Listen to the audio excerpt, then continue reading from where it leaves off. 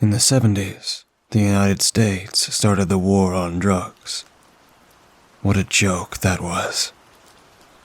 To this day, our government is still trying to wage war on the people bringing in illegal substances into our country. Right now, they are fighting a losing battle, as states are passing legalization for marijuana, and it is only a matter of time until it goes legal for all of the U.S. Some men got rich off the drug trade, either legally with prescription meds or illegally, like myself. To find out more about an entrepreneur such as myself, we have to go back to growing up in the great state of Maryland. My love of aircrafts started when I was young, and my father took me to my first air show. Seeing all the planes, both military and civilian, thrilled me, and while other kids fancied being a superhero or an astronaut, my love for flying only grew with the years. My mission in life was to get good grades and apply myself and spend every weekend with my father as he shared his love of flying with me. He was an instructor and knew how to fly anything with wings, from props to jets and everything in between. My fondest memory was my first flight with him when I was around 5, as he took me up in a glider towed by a friend of his. The sensation of flying without an engine or any other noise other than the wind whistling over the cockpit was exhilarating. Fresh out of high school, I decided to go into the Coast Guard, and with my prior experience, I was assigned to search and rescue, or SAR. Utilizing a variety of aircrafts from fixing wing prop planes to helicopters, we would go out to rescue fishing vessels in stormy seas. This all happens during the late 70s, as my skills were tested in a variety of environments. From calm and sunny skies to flying during a hailstorm, my piloting skills were pushed to their limits. After getting off of a very wet and rainy rescue, as we had to locate some pleasure craft that was stranded at sea, a man was waiting for me inside the hangar. The man was dressed in a white dress shirt, khakis, and wearing a pair of aviator sunglasses, which was odd, as it was night. "I hear you're one of the best pilots in this outfit," he asked gruffly. Answering his question with a nod, he continued on his spiel, like he was a door-to-door salesman trying to sell me whatever crap he wanted to unload on me. "The U.S. government's looking for a few good pilots to help with allies down south. You'll be well paid for your services, as well as given your own aircraft." My father used to say if things sound too good to be true, they usually aren't. "So, what's the catch?" was my reply. "Well, you might not be exactly welcome down there, so you might get shot at. You ever used a firearm before?" He probably noticed that these words didn't have a good effect on me. "Relax, friend. I've sent a few people down there already, and they've not had any problems." "So, where is this place that you're sending people?" Smirking as I said this. "Nicaragua." His reply came flat. Now, I know what some of you are thinking. This is like that movie that came out a few years ago with Tom Cruise, right? Wrong. First of all, that movie was bogus, and no one gets that rich without certain people knowing about it. Secondly, the main character in the movie might have been a TWA pilot. However, he was also ex-military. That's something that they don't tell you because they felt the need to leave that out.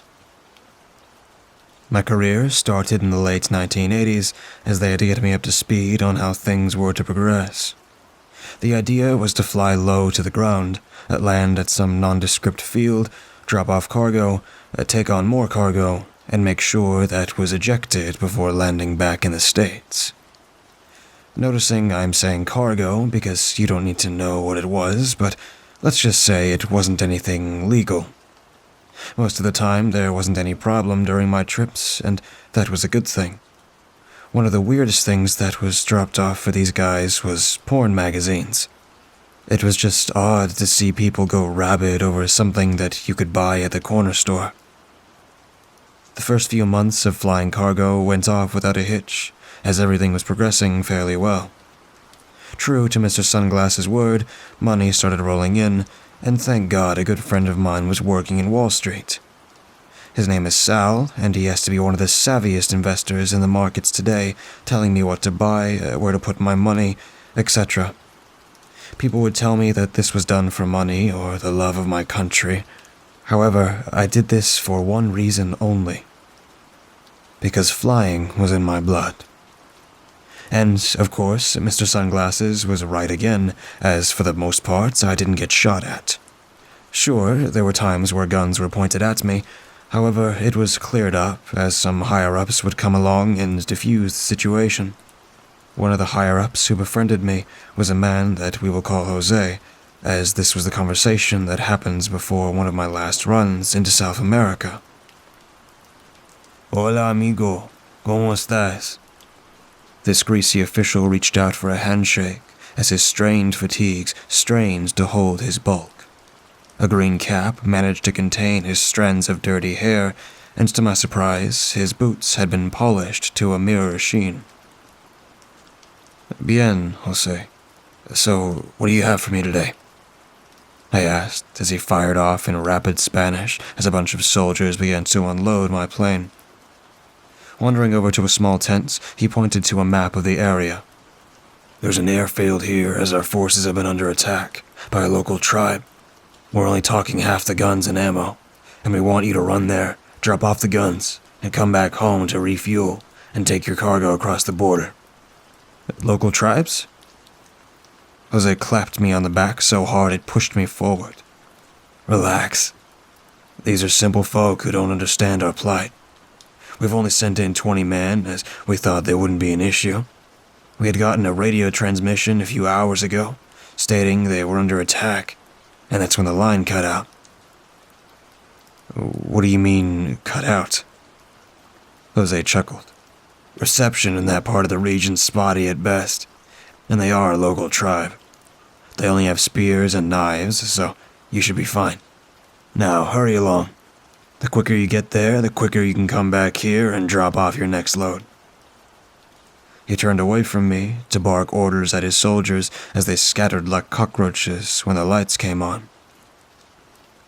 Climbing back into my plane, I sorted through the guns that were available as there was an assortment of handguns, assault rifles, and a few shotguns. Picking out a well-used M1 911 that had seen its share of combat as well as an FN fall that looked just as used, I set out towards the remote airstrip. The sun was starting to set, and a prayer was uttered to whomever was listening that the strip would have been lit. Fortunately for me, there was a set of lights illuminating the runway, but it looked like a rectangle of light flanked on all sides by a sea of darkness. Managing to land on that strip was nothing short of a miracle, and this was the reason I only flew day missions. My Piper PA-30 twin Comanche rolled to a stop almost at the end of our runway, and there was a camp set up at the end of the runway. Trusting my guts and turning the plane around would aid me if everything went tits up. Leaving the engines running might have been a rookie mistake. However, I would rather deal with that than get shot at by some trigger-happy guerrillas. Tucking the 1911 into the waistband of my pants and holding the FN fall, part of me wanted to chuckle as this felt like being in my own action movie. A few campfires illuminated the surrounding area, pushing back the darkness all the while to the tree line. Past that, there was a void that no light could escape, as the thrumming of the engines were the only sound for miles. Approaching the camp with my rifle raised, part of me could hear action music off in the distance. However, when I reached the camp, part of me knew this wouldn't be an action movie. It would be a horror film. The makeshift camp was in shambles, as there was bullet castings, blood, and bodies that seemed to have parts of their bodies shrown off by something razor sharp. Growing up, I had gone and seen horror movies before, and the sight of blood, even my own, never really sickened me. However, that was never on the same scale as this carnage as my earlier meals came back up to spatter on the blood-soaked earth. My rifle trembled in my hands as I walked through this carnage to see if anything had survived the attack. Nothing had.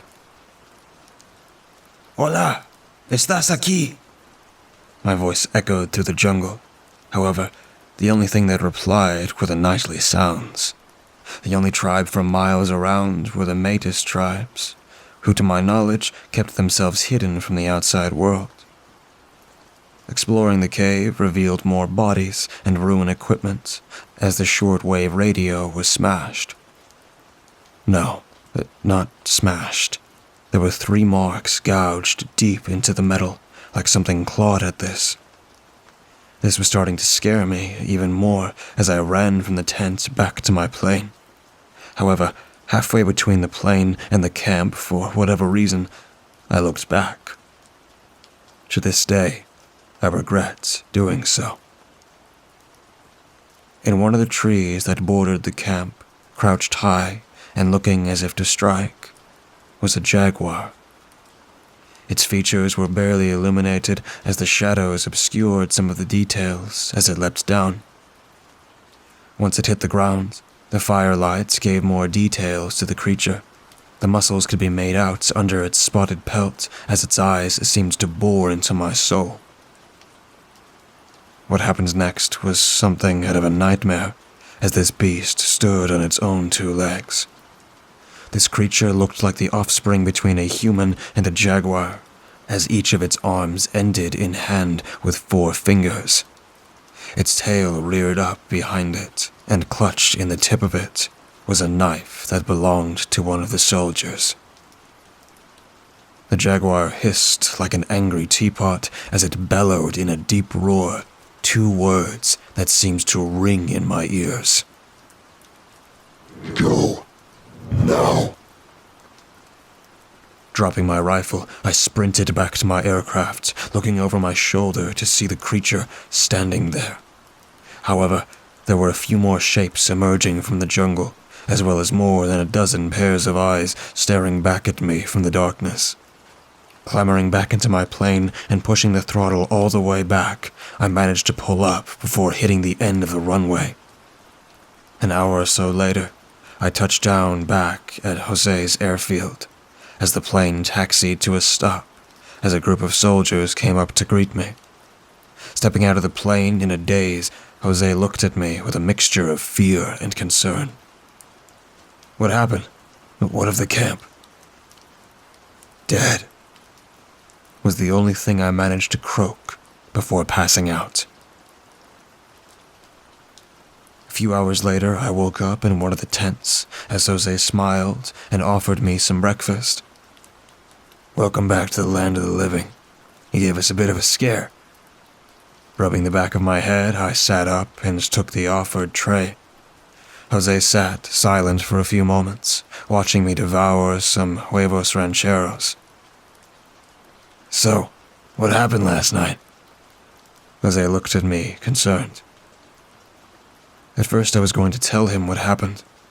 However, if I did that, he would probably have me committed to some South American mental ward, where my last days on Earth would be hell. The story I told him was simple.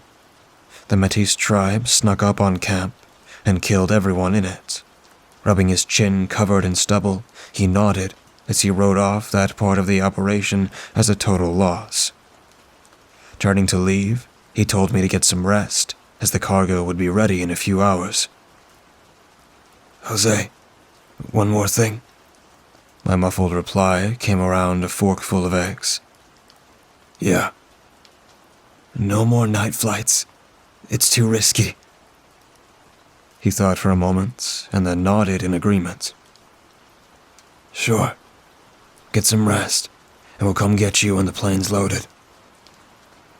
Still reeling from the horror show that was the past 12 hours, my mind refused me any rest.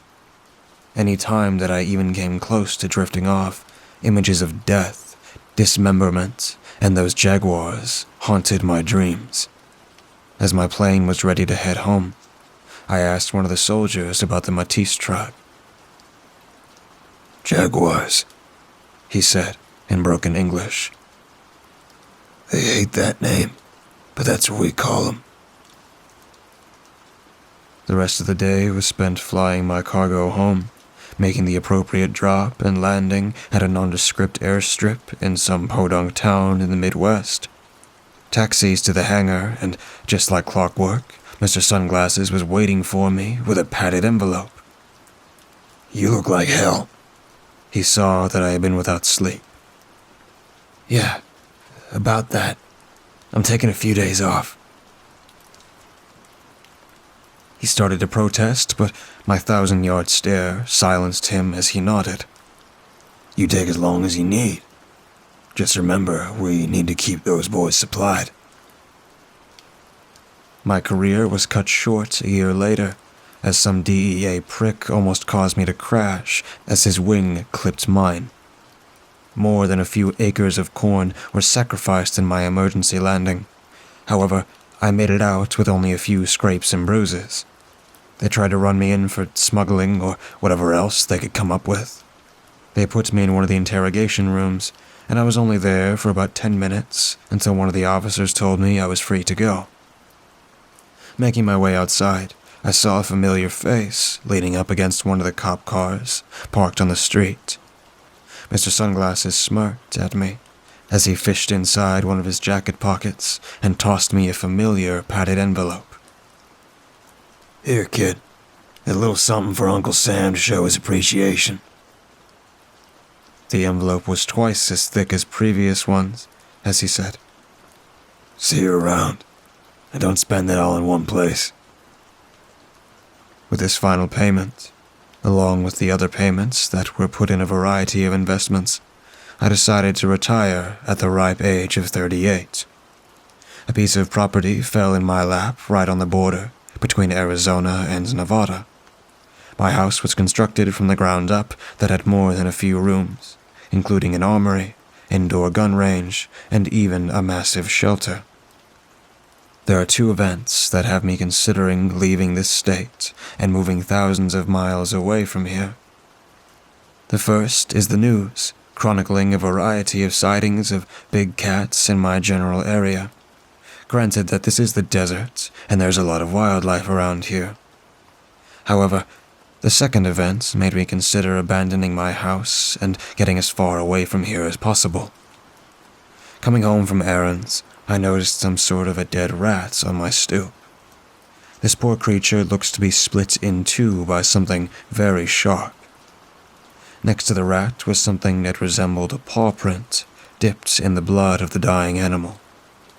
This paw did not look like any animal I'd ever seen before in my life. That is because this paw looked like a four-fingered hand.